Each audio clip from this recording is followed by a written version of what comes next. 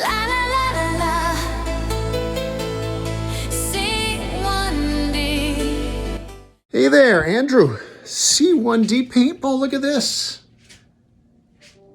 The little paintball man cave, the emails are going off there.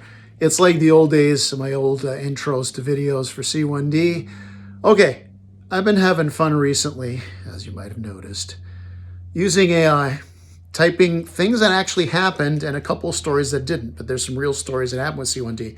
I type it in and we see how the debauchery that AI will make of it. This one I love because there's one animation you'll know. It's just, involves, you'll know.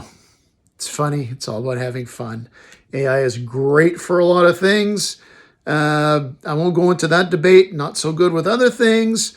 But you know what? I'm having fun with this, and maybe you will too. Remember, at the end of the day, it is just a game.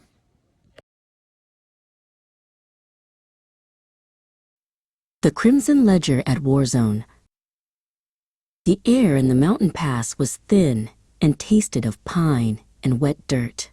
Barry stood at the edge of the Warzone paintball field, his 17th birthday present finally within reach. Behind his youthful gaze lay a calculated frost. He wasn't here for the sport or the camaraderie of the game. He was here to settle a debt of inheritance. In the dim light of the equipment shed, Barry's fingers moved with a mechanical precision that defied his age. He didn't reach for the gelatin capsules of neon paint. Instead, he slid heavy, brass-cased cartridges into the hopper's feed. Each click sounded like a closing casket. The weight of the marker changed, becoming a tool of permanent intent. Near the staging area, two silhouettes watched the boy. Andrew, a man with short-cropped white hair and a matching beard, adjusted his goggles. Beside him, Jeff stood tall, his dark skin contrasting with the salt and pepper of his short beard. They were the veterans of the C1D team, and they knew the smell of gun oil better than the scent of victory. Silas, Barry's stepfather, walked ahead into the thicket, laughing as he adjusted his oversized mask. He was a man built of soft edges and loud checks, oblivious to the predator stalking 10 paces behind. Barry raised his marker, the crosshairs of his scope settling on the back of the man whose fortune he intended to claim before the sun dipped below the ridge. "That's not a toy you're holding, kid." Andrew's voice cut through the silence like a blade. He emerged from the brush, blocking Barry's line of sight. He had seen the way the boy handled the marker, the way the weight pulled at his shoulders. Andrew reached out a gloved hand, his eyes demanding the truth behind the mask.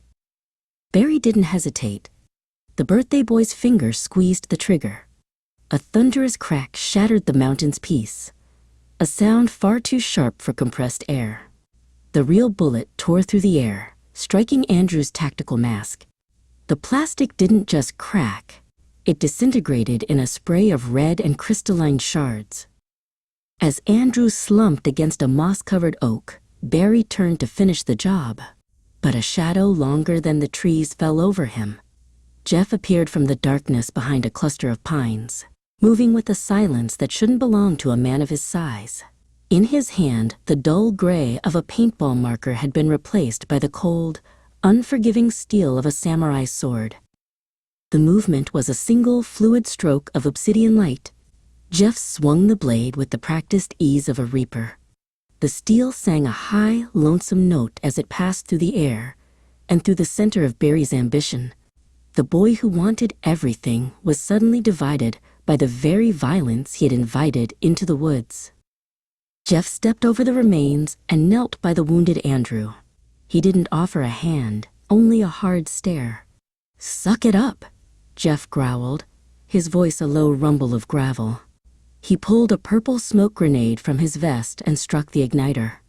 A thick, violet cloud began to swallow the crime scene, masking the gore in a haze of artificial mist. Jeff stood tall amidst the purple fog, his silhouette a dark god of the mountain.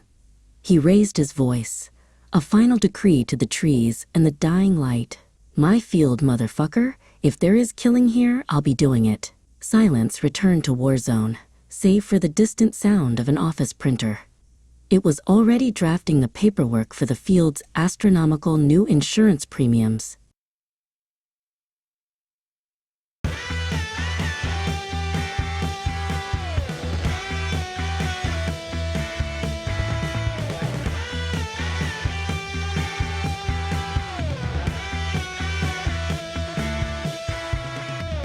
Game over.